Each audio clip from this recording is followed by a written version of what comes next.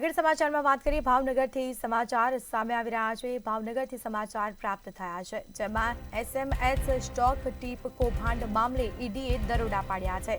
રૂપિયા 1500 કરોડના કૌભાંડ મુદ્દે ઈડીના ભાવનગરમાં ધામા। પોલીસ પ્રોટેક્શન સાથે ઈડી હનીફ શેખના ઘરે પહોંચ્યું છે।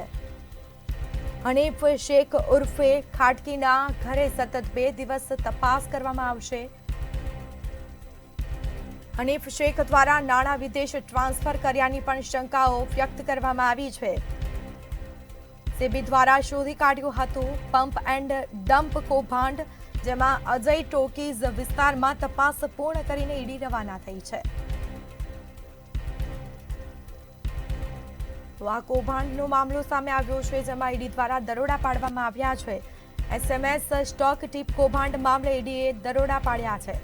સંવાદદાતા હિરેન ચૌહાણ ફોનલાઈન પર જોડાયા છે। જી, ઈડી દ્વારા તપાસો કરવામાં આવી છે, આજે કૌભાંડ કરવામાં આવ્યું છે, તેના અંગે શું છે મામલો? જે ચોક્કસ ભાવનગરમાં ઈડીના ધામા છે તે ગઈકાલે નખાયા હતા। ભાવનગરના હનીફ શેખ ઉર્ફે ખાટકી નામના જે શખ્સ છે તેમના ઘરે ઈડીના જે દરોડા છે તે પાડવામાં આવ્યા છે। છેલ્લા 6 વર્ષમાં દેશની અંદર સૌથી મોટું 1500 કરોડનું જે પંપ એન્ડ ડમ્પ કૌભાંડ છે તે સામે આવ્યું હતું। તેને લઈને સેબી બાદ હવે ઈડી પણ તપાસમાં જોડાયું છે અને મોડી રાત્રે ભાવનગર જે ભીલોડા સર્કલ કહેવાય ત્યાં આગળ જે હનીફ શેખનું જે ઘર આવેલું છે ત્યાં આગળ દરોડા પાડવામાં આવ્યા છે।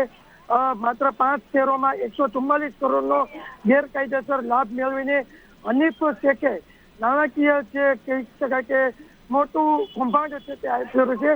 હાલ તો હનીફ શેખ છે તે દેશ મૂકીને નાસી ગયો હોય તેવી પણ વાત સામે આવી છે। હાલ તે દુબઈમાં ચાલ્યો ગયો તેવું પણ સામે આવ્યું છે, પરંતુ ઈડીએ ગઈકાલે રાત્રે તેમના ઘરના તાળા તોડીને ઘરની અંદર જે જરૂરી ડોક્યુમેન્ટ છે, જરૂરી તપાસ છે તે ભાવનગરની સ્થાનિક પોલીસને સાથે રાખીને તપાસ હાથ ધરી હતી। બિલકુલથી જાણકારી આપવા બદલ આપનો આભાર। તો ભાવનગરમાં એસએમએસ સ્ટોક ટીપ કૌભાંડ મામલે ઈડી દ્વારા દરોડા પાડવામાં આવ્યા હતા અને જેમાં રૂપિયા 1500 કરોડના કૌભાંડ મુદ્દે ઈડીના ભાવનગરમાં ધામા।